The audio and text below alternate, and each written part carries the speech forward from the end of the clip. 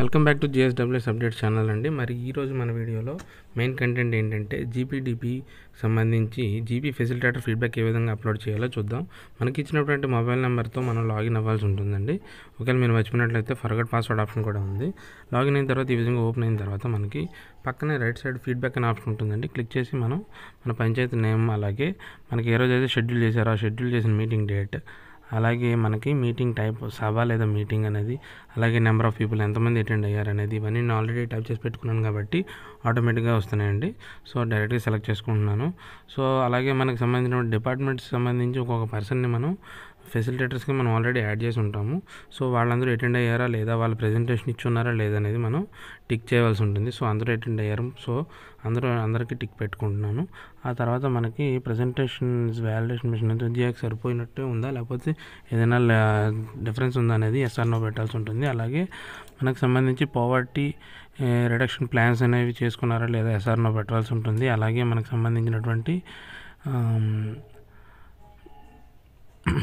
ఎందుకు వెట్లాండ్ డెవలప్మెంట్కి సంబంధించిన ప్లాన్స్ అనేవి చేసుకున్నారా లేదా, అలాగే మహిళా సభలు, బాల సభలు కండక్ట్ చేశారా లేదా, ఒకవేళ కండక్ట్ చేసినట్లయితే వాటికి సంబంధించిన రెజల్యూషన్స్ అయితే అప్లోడ్ చేయవలసి ఉంటుందండి. సో లాస్ట్లో మనకి డిస్కషన్స్ ఆన్ జీపీడీపీలో ఏమేమి డిస్కస్ చేసుకున్నారు, ఏ ప్లాన్స్ డిస్కస్ చేసుకున్నారు అవన్నీ కూడా డైరెక్ట్గా ఎస్ఆర్నో అండి. చాలా సింపుల్ క్వశ్చన్స్. అయితే మనం అప్లోడ్ చేయవలసిన మెయిన్ డాక్యుమెంట్స్ ఏంటంటే మనకు లాస్ట్లో వచ్చేసరికి మన గ్రామ పంచాయతీలో మనం కండక్ట్ చేసిన మీటింగ్ యొక్క ఫోటో అండి, అలాగే మనకి డెవలప్మెంట్ ప్లాన్లో తీసుకున్నటువంటి పబ్లిక్ ఇన్ఫర్మేషన్ బోర్డు ఏ వర్క్స్కి ఎంతెంత మనం అలొకేట్ చేసుకుందాం అనుకుంటున్నామో వాటికి సంబంధించినటువంటి పబ్లిక్ ఇన్ఫర్మేషన్ బోర్డుని అయితే మనం అప్లోడ్ చేయవలసి ఉంటుంది. అలాగే సర్పంచ్ గారి పేరు ఆటోమేటిక్గా వస్తుంది.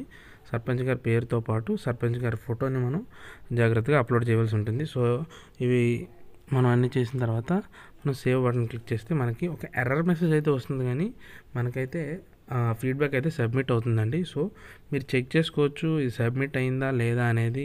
మళ్ళీ లాగిన్ అవ్వాల్సిన అవసరం లేదు. డైరెక్ట్గా హోమ్ పేజ్లోనే మీకు ఎలా చెక్ చేసుకోవాలో చూపిస్తాను. స్కిప్ చేయకుండా చివరి వరకు చూడండి. ఫెసిలిటేటర్ రిపోర్ట్ అనే ఆప్షన్ ఉంది కదండి సైట్లో, అక్కడ మీరు క్లిక్ చేసినప్పుడు మనకి ఈ విధంగా ఓపెన్ అవుతుంది. అందులో మనం స్టేట్ సెలెక్ట్ చేసుకుంటాము. స్టేట్లో గ్రామ పంచాయతీస్ బ్లాక్స్ అని ఉన్నాయి.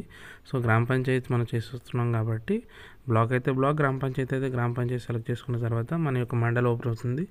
డిస్ట్రిక్ట్ అండ్ మండల్ సెలెక్ట్ చేసుకున్న తర్వాత మండల్లోకి వెళ్ళిన తర్వాత మనకి ఏవైతే అప్లోడ్ అయ్యాయో మనకి డైరెక్ట్గా కనిపిస్తుంది అనమాట.